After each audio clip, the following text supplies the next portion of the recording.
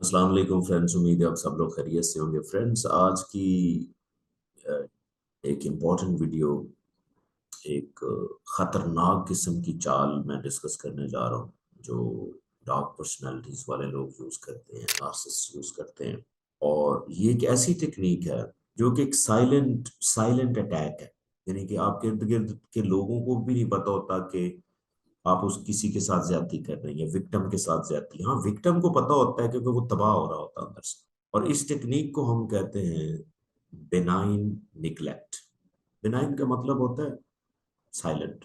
जिस तरह benign tumour होता है तो मेडिकल टर्म में इसको यूज करते हैं, लेकिन डार्क साइकोलॉजी में इसको यूज करते हैं तो इसको साइलेंट निग्लेक्ट कहते हैं। इसमें होता है कि ये ज्यादातर फैमिली में यूज होता है और स्पेशली सास और बहू का जो रिलेशन है उसमें ये बहुत ज्यादा यूज होता है। और फिर कॉर्पोरेट ऑफिस के अंदर ये यूज होता है।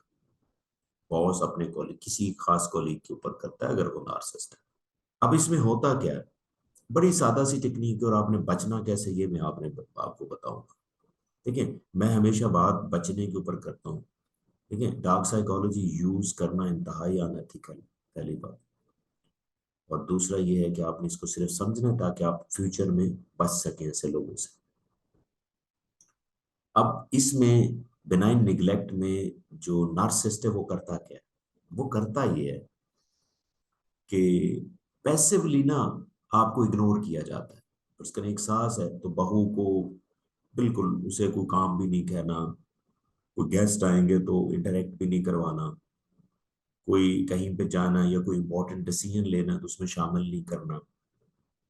हाँ, कुछ डिसीजन जरूर ऐसे होते हैं जो उनके होते हैं, लेकिन आप कुछ ऐसे डिसीजन होते हैं जिसमें आप बहू को शामिल कर सकते हैं, नहीं करेंगे।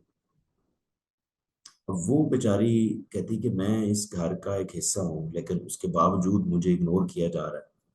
तो अंदर अंदर से वो खत्म हो रही होती है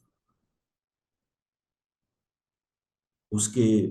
वो अपने इमोशंस एक्सप्रेस भी नहीं कर सकती किसी के साथ और उसको कंटिन्यूअसली इग्नोर किया जा रहा है। हाँ, नार्सिस की एक इसकी on the top of that एक ऐसी खतरनाक आदत ये होती है कि जब रिलेटिव्स आते हैं तो उस टाइम, जी, हमारे लिए तो ये बहू है ही नहीं, हमारी तो ये बेटी है, हम तो इसको बेटियों की तरह रखते हैं। तो उसको बेचारी को ज्यादा और गुस्सा आता है। अब इसी तरह मैं ऑफिस की बात करूं तो ऑफिस में भी ऐसे हो रहा है। लेकिन ये ज्यादातर टेक्निक मैं आपको बताऊं कि सास और बहू के दरमियान ये टेक्निक, और सास ही अटैक करती है।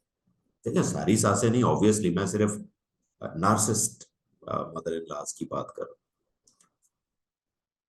तो होता क्या है कि वो बीबी अंदर से बेचारी खत्म हो रही है क्योंकि डेली, क्योंकि उससे होता क्या है कि उसको जब आप इग्नोर करते हैं ना इमोशनली, ना उसमें ऑक्सीटोसिन रिलीज होता है ना उसमें डोपामीन होगा। और क्रॉनिक अगर आप रूटीन में ऐसा कर रहे हैं तो उसमें सिर्फ कार्टिसोल रिलीज होगा। और वो क्रॉनिक कार्टिसोल है जिसमें ना सिर्फ उसकी मेंटल हेल्थ यानी कि low self esteem, lack of confidence. ऐसी बीबियां होता पता है क्या, बड़ी कॉन्फिडेंट आती घरों में, लेकिन एक दो साल के अंदर उनका हशर हो जाता है बेचारियों का। कैसे? इसी टेक्निक से, इग्नोर करने से। वो अपने माँ बाप के घर में जब होती तो उनकी इंपॉर्टेंस होती है, उनको खाना टाइम पे मिलता है, उनसे पूछा जाता है, घर में कोई चीज बनानी है तो वो खुद डिजाइन कर रही होती, खुद प्लान कर रही होती, कॉन्फिडेंस मिला होता उनको।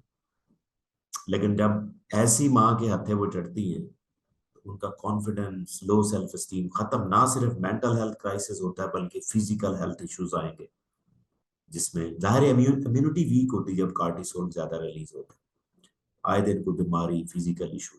लेकिन करना क्या ऐसे मामला, अगर आप इस तरह के विक्टिम है तो आपने कोशिश ये करनी है कि अपना एक सर्कल ऐसा बनाए, उससे डिस्टेंस हो जाए, कोई मसला नहीं, जहां पे आपको इज्जत नहीं मिल रही नो प्रॉब्लम, आप डिस्टेंस करें अपने आप। और ये वीडियो देखने के बाद आपको एक यकीन हो जाएगा, ये भी फायदा होगा कि यार ऐसे लोग होते हैं तो ये उनका मसला नहीं, ये बेचारे होते ही ऐसे हैं। तो आपको एक कॉन्फिडेंस आएगा कि भाई ये वैसे इसको है बीमारी, ये बीमारी है। तो आपको एक तो ये तसल्ली होगी, फिर आप इनको डिस्टेंस करें।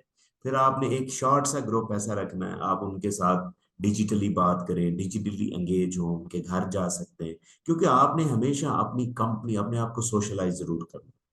अपने हस्बैंड के साथ आप ज्यादा इंटरेक्ट कर सकते हैं, ये वो चीज। और ये दो चीजें, एक अंडरस्टैंडिंग कि आपने इसको कॉन्सेप्ट को अंडरस्टैंड किया, आपको बड़ी तसल्ली हो जाएगी कि यार आप अभी आप हंसेंगे, यार अच्छा मैं समझ रहा था कि, या समझ रही थी कि भाई ये तो वाकई इसका बिहेवियर है, लेकिन ये तो प्रॉब्लम है इसमें। आपको जरा तसल्ली हो जाएगी, बेचारी का कसूर नहीं, ठीक है, इसकी पर्सनैलिटी है। दूसरा डिस्टेंस है। और अपनी कंपनी, अपने इमोशंस कहीं शेयर करें। आपकी छोटी सी कंपनी जरूर बने जहाँ पे आप रोज इंटरेक्ट कर सकें, सोशलाइज हो सके, अपने आप को एंगेज करें डिफरेंट कामों, डिफरेंट एक्टिविटीज में। ऐसा काम करें उस घर में रहते हुए कि उनको मजबूरन आपकी कहीं ना कहीं तारीफ करनी पड़ जाए। आई होप कि आपको ये कॉन्सेप्ट अच्छा लगा होगा, और जरूर जो विक्टिम है जरूर इसको आप ट्राई करें, जरूर बचें, क्योंकि ये आपकी मेंटल हेल्थ के लिए बड़ा खतरनाक जो चाल है। But still, if you have any question, please write me in the comment section and definitely I will answer. Thank you.